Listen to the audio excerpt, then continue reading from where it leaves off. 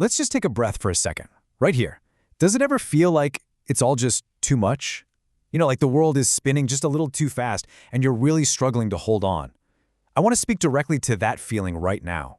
And maybe this list here looks familiar. A heart that's just racing and won't slow down.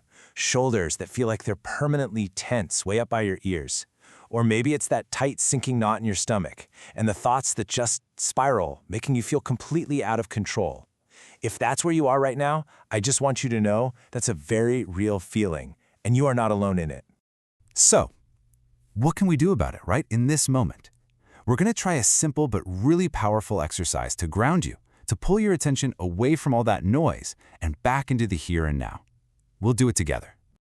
Okay, just go with me on this. First, just look around you, and in your head, name 5 things you can see. It doesn't matter what they are, a book, a light switch, the color of the wall. Really look at them. Good. Now, bring your awareness to your body. Notice 4 things you can feel. Maybe it's your feet on the floor, the fabric of your sleeve against your arm, or even the air on your skin. Okay, next, just listen. What do you hear? Try to pick out 3 separate sounds. It could be traffic outside, the hum of a fridge, or the sound of your own breath. Now, what can you smell? Just acknowledge 2 different scents around you. And finally, focus on 1 thing you can taste. Maybe it's the last sip of your coffee or just the neutral taste in your mouth. You see, by walking through your senses like that, you just anchored yourself right back here, in the present. Hopefully, your breath feels a little slower now. Your mind just a little bit quieter. That feeling of being overwhelmed, well, it's often tangled up with other really big emotions. So let's talk about one of the trickiest ones we all face, anger.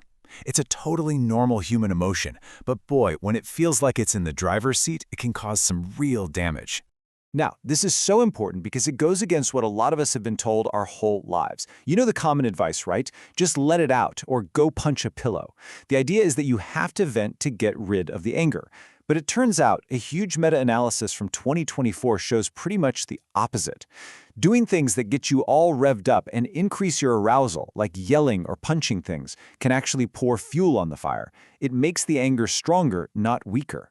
And this quote from the research really says it all. The best approach isn't to let off steam, it's to turn down the heat. It's all about calming your nervous system down, not amping it up. So we need strategies that actually soothe us, that bring our body back to a state of calm. So what does that actually look like when you're seeing red? Here are 3 things you can do. First, take a timeout. And this isn't a punishment, it's a strategy. Just step away from whatever's happening for at least 15 minutes. Second, literally change your scenery. Just walking into another room can be enough to break the anger cycle. And third, use your breath. That 4-7-8 breathing pattern is incredible for this. You breathe in for 4 seconds, hold it for 7, and then breathe out slowly for 8. It tells your body it's safe to relax. But calming your body, that's only half of it. Because so often the real driver of our anger isn't the thing that happened. It's the story we tell ourselves about the thing that happened. Our interpretation is the real gasoline on the fire. So the next time you feel that heat rising inside you, try to hit the pause button and ask yourself this one powerful question. What is the story I'm telling myself right now? Just asking that creates a little bit of space between the trigger and your reaction. It lets you see your thoughts as thoughts, not necessarily as absolute facts. And once you've identified that story, you can get curious about it. You can challenge it. Ask yourself, is this story really 100% true? Are there any other ways to look at this? Is believing this story actually helping me, or is it just making me feel worse? This is how you start to untangle the facts of the situation from the feelings you've attached to them. And when your head is a little clearer, you can communicate in a way that actually solves problems instead of creating more of them. The secret is to shift from blaming you statements to assertive I statements.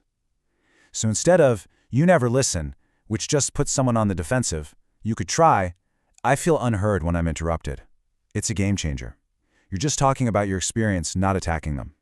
Look, the 5-4-3-2-1 method, turning down the heat, checking your stories, these are amazing tools to have in your emotional toolkit. They really are.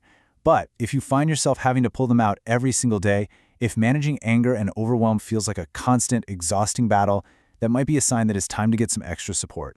And please, I really want you to hear this. Reaching out for help is not, and has never been, a sign of weakness. It is the absolute opposite. It is a sign of incredible strength. It shows you're self-aware enough to know you need a hand, and that is a courageous, powerful step to take. If this whole conversation has really hit home for you, if you recognize yourself in this struggle, please know that our team at Providers for Healthy Living is here. We're here to support you and help you build the skills you need for real, lasting change. You can find out more about our Ohio-based team or get the process started by visiting our website. The road to feeling better is absolutely possible, and you really don't have to walk it all by yourself. If you found this helpful, please like it and maybe share it with someone you think could use it, and subscribe for more tools to support your well-being. And please, always remember, whatever it is you're going through, you are not alone.